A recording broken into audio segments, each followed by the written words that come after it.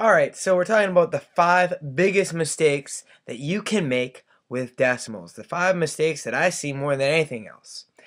Mistake number 1, we call these wolves, by the way, and you can see our wolf down here. He's trying to get us to think of something else. Let's put a decimal in a completely random place. Sounds great.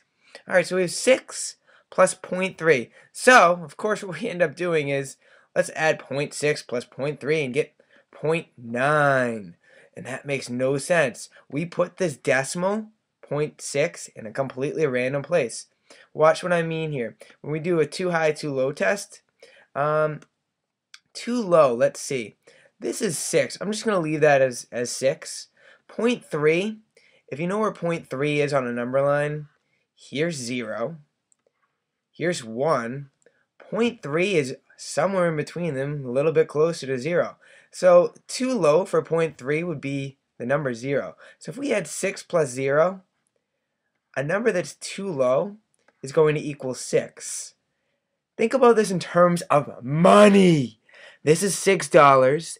This is 0.9, or really 90 cents. I would much rather have $6. $6 is too low for this answer, though. So if $6 is too low, this is way too low.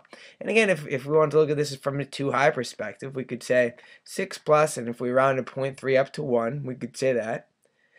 An answer that would be too high would be 7. So your answer has to be somewhere in between 6 and 7. And sure enough, if you add these up and you put the decimal in the right place, the decimal actually goes right here, 6.0 plus 0.3. And look at this, our decimals line up. So we get 6.3 when we add this up. Is 6.3 in between 6 and 7? I think so. All right, mistake number 2, wolf number 2. So, like, we line up decimals when we add and subtract.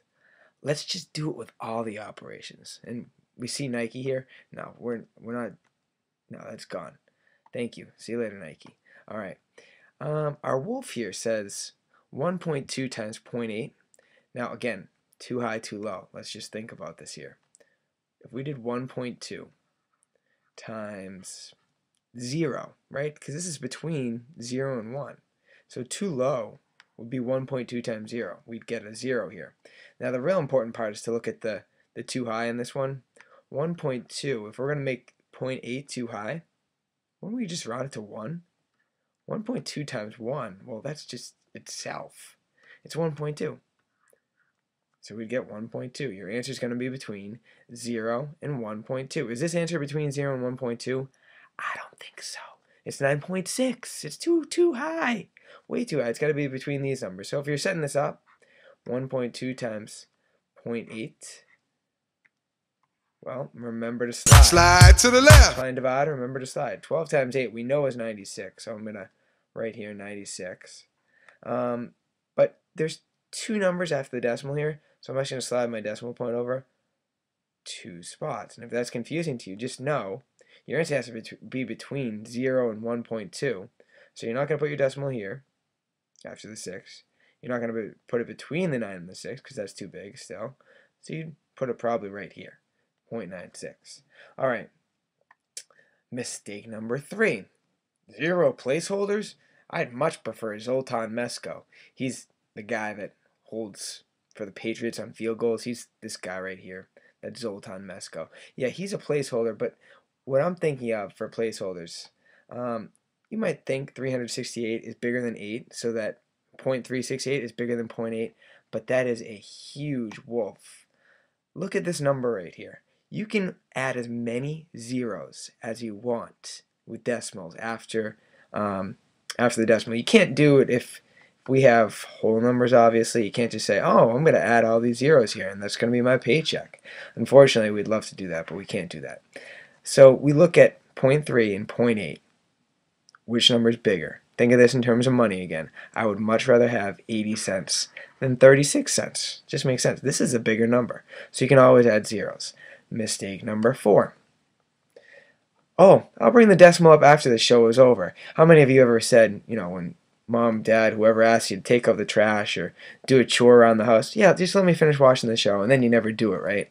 So this is what happens when you forget to put the decimal up. You say, oh, 4 goes into 2.8. That goes in 7 times. You forgot to bring the decimal up here. Watch what happens. If we check our work, you check your work by doing the inverse, right? Multiplication. So 7 times 4, that should equal 28, shouldn't it? And that number right there, that does not say 28. It says 2.8, two different numbers entirely. So just make sure, right from the beginning, help your mom out, help whoever out, do the chores for them. 4 goes into 28 7 times. We get 0.7 there. And if you do the math out, 4 times 0.7, it does equal 2.8. Last mistake. This is wolf number 5. Wait, turn it out. Slide? Yeah, the cha-cha slide. To the left. Take it back. Cha-cha real smooth, right? Alright, 0.4 goes into point. Oh, we brought the decimal up. That's good, right? We got it right. Again, check with the inverse. So if we did 0.4 times 0.7, sure enough, 28. We're going to remember slide it over 2 times, once and twice. We get 0.28. We don't get. I'm sorry. Yeah, we get 0.28. We wanted 2.8. So right foot, 2 stumps. Slide to the right. 2 stumps. Hands on your knees. Slide to the right. 4 goes into 28. And our decimals go right up here. 7 times. So we really get 7.0 here. And this answer makes much more sense. You could even do 0.4 plus 0.4 plus 0.4 7 times. If you did that math out, you get 2.8.